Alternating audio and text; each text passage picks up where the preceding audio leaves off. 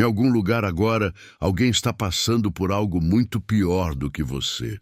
Com menos dinheiro, menos tempo, menos apoio. E está mais tranquilo do que você. Não porque a vida foi gentil com essa pessoa, mas porque em algum momento ela parou de depender das circunstâncias para determinar seu estado interno. E começou a construir algo diferente, hábito por hábito, dia após dia. Por mais de 2000 anos, um grupo de filósofos romanos documentou com precisão o que essa construção parece na prática. Homens que perderam filhos, foram exilados, escravizados, que governaram impérios em colapso e ainda encontraram uma forma de paz que a maioria das pessoas nunca experimenta.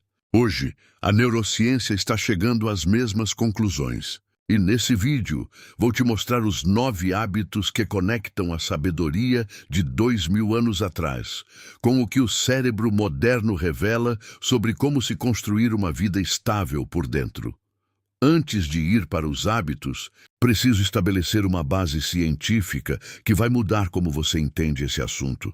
Em 1978, os psicólogos Philip Brickman e Dan Coates conduziram um estudo que se tornou um dos mais citados da psicologia positiva.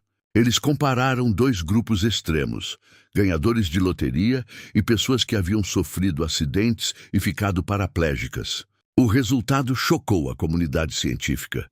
Cerca de 1 ano após o evento, os 2 grupos reportavam níveis de felicidade surpreendentemente próximos de onde estavam antes.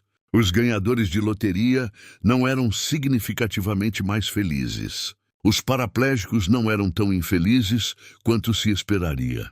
O cérebro, independente do que acontece, retorna a uma linha de base. Os psicólogos chamam isso de adaptação hedônica.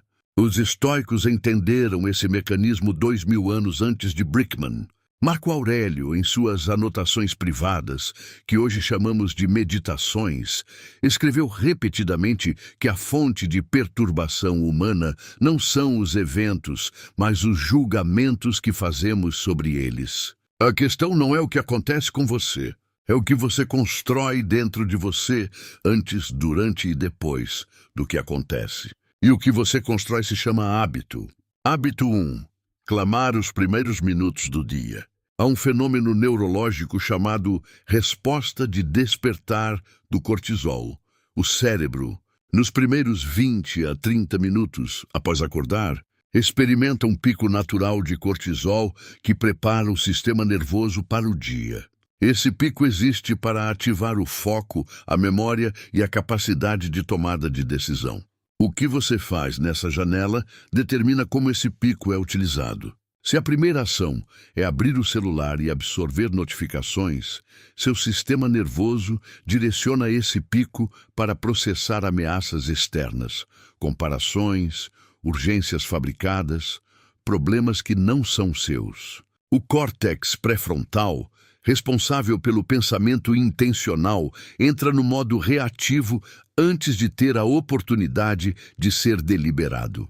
Marco Aurélio acordava antes do sol e escrevia para si mesmo, não para a posteridade, para decidir, antes que o dia chegasse, quem ele queria ser naquele dia.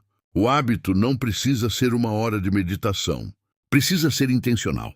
5 minutos de silêncio. Uma pergunta escrita. Uma leitura de uma página. O suficiente para que o primeiro input do seu sistema nervoso venha de você, e não do algoritmo de outra pessoa. Hábito 2. Não discutir com o que já aconteceu. A psicóloga James Gross, de Stanford, passou décadas estudando regulação emocional.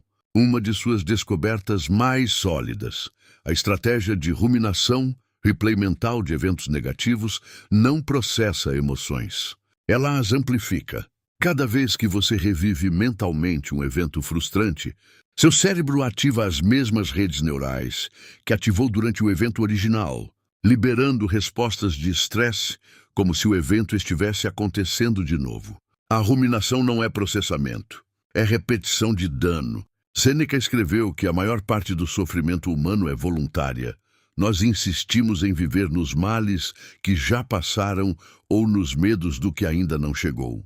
A alternativa estoica não é supressão emocional, é o que Gross chama de reavaliação cognitiva. Aceitar o que aconteceu como dado imutável e redirecionar a energia para o que ainda pode ser influenciado. A pergunta que muda tudo não é por que isso aconteceu comigo? Uma pergunta sem resposta útil. Mas dado que isso aconteceu, o que faço agora? Essa mudança economiza horas de sofrimento por semana. Hábito 3. Investir energia somente no que é seu controlar. O psicólogo Julian Rotter desenvolveu nos anos 1950 o conceito de locus de controle, a percepção de quanto controle uma pessoa sente que tem sobre sua própria vida. Décadas de pesquisa mostram consistentemente: pessoas com locus de controle interno reportam mais saúde mental, resiliência e bem-estar do que pessoas com locus externo.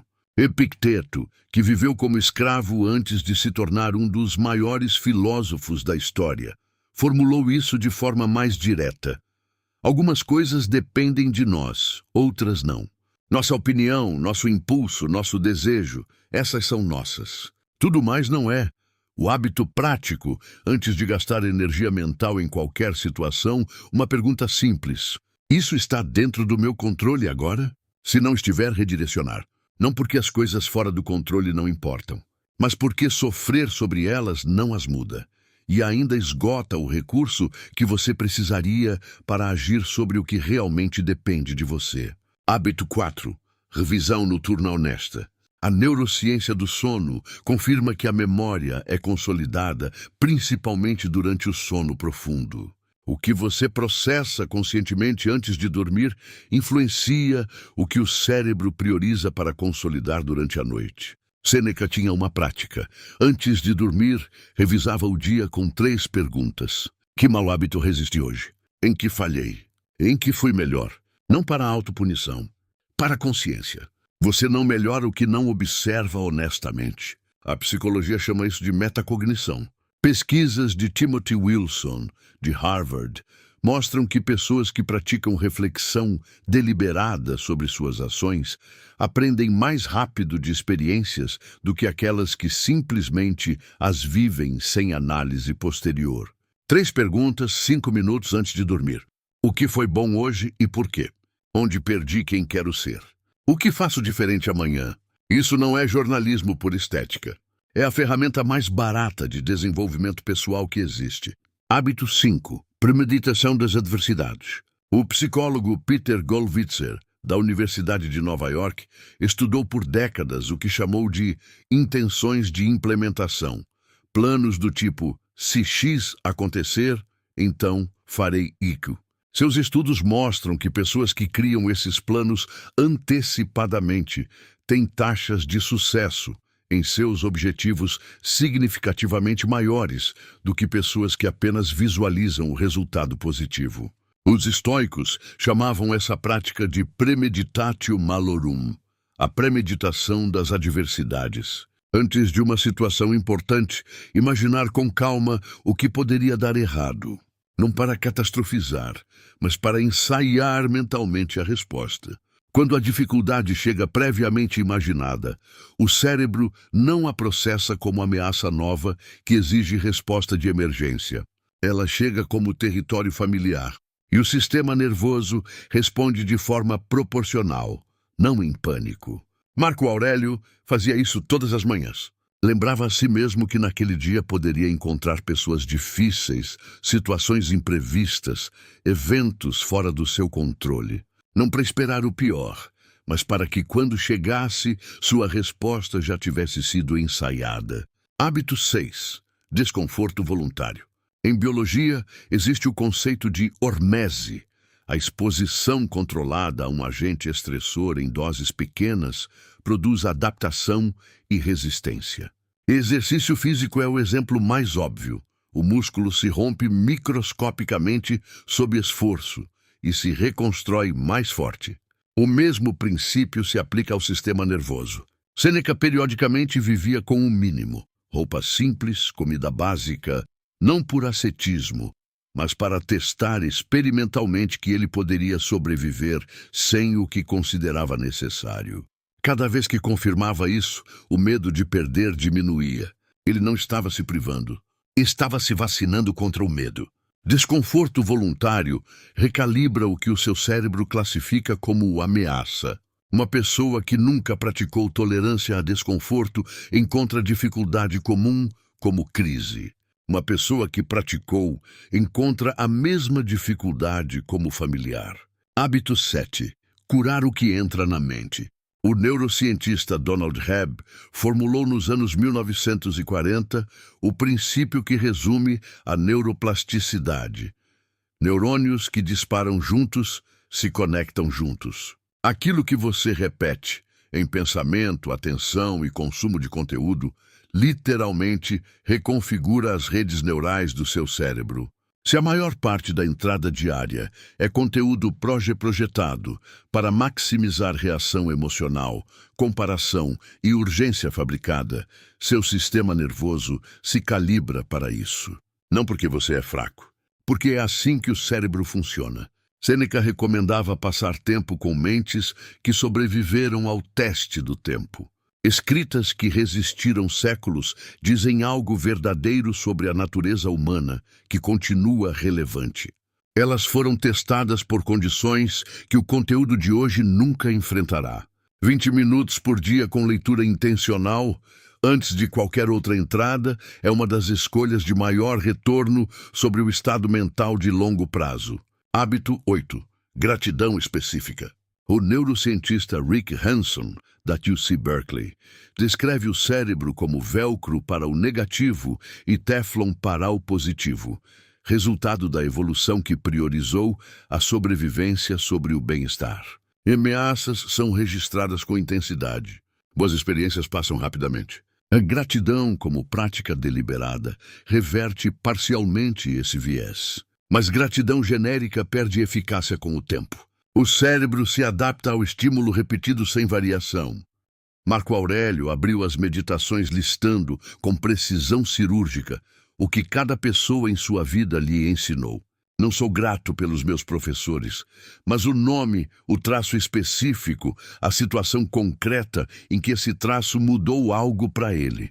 Essa especificidade é o que força o cérebro a reviver o momento, ao invés de recitar uma frase. E é o que mantém a prática produzindo resposta emocional real ao longo do tempo. Hábito 9. Memento Mori. A teoria do gerenciamento do terror, desenvolvida pelos psicólogos Jeff Greenberg, Sheldon Solomon e Tom Pistinski, propõe que grande parte do comportamento humano é motivada, consciente ou inconscientemente, pelo medo da morte. E que confrontar esse medo de forma direta, ao invés de evitá-lo, produz clareza sobre o que realmente importa.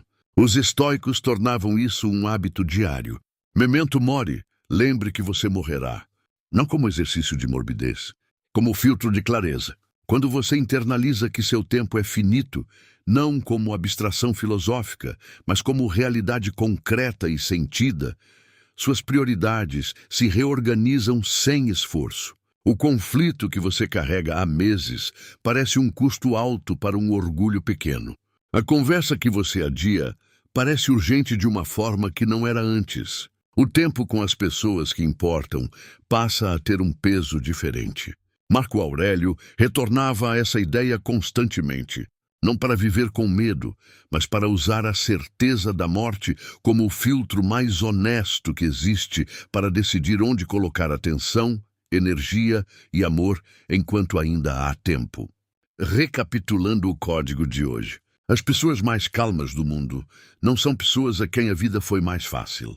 São pessoas que construíram, hábito por hábito, uma arquitetura interna que não depende das circunstâncias externas para se manter estável. 9 hábitos, 2000 anos de teste. E agora, confirmação neurocientífica de por que cada um deles funciona. Clamar os primeiros minutos do dia, não discutir com o que já aconteceu. Investir energia somente no que é seu controlar. Revisão noturna honesta. Premeditação das adversidades. Desconforto voluntário. Curar o que entra na mente. Gratidão específica. E lembrar todos os dias que seu tempo é finito. Você não precisa começar com os 9. Comece com 1. O que mais te chamou a atenção nesse vídeo já é informação suficiente. Me conta nos comentários. Qual dos 9 você vai começar? Esse é o código. Deixa o like se esse vídeo fez sentido. Se inscreve para não perder os próximos. Até lá!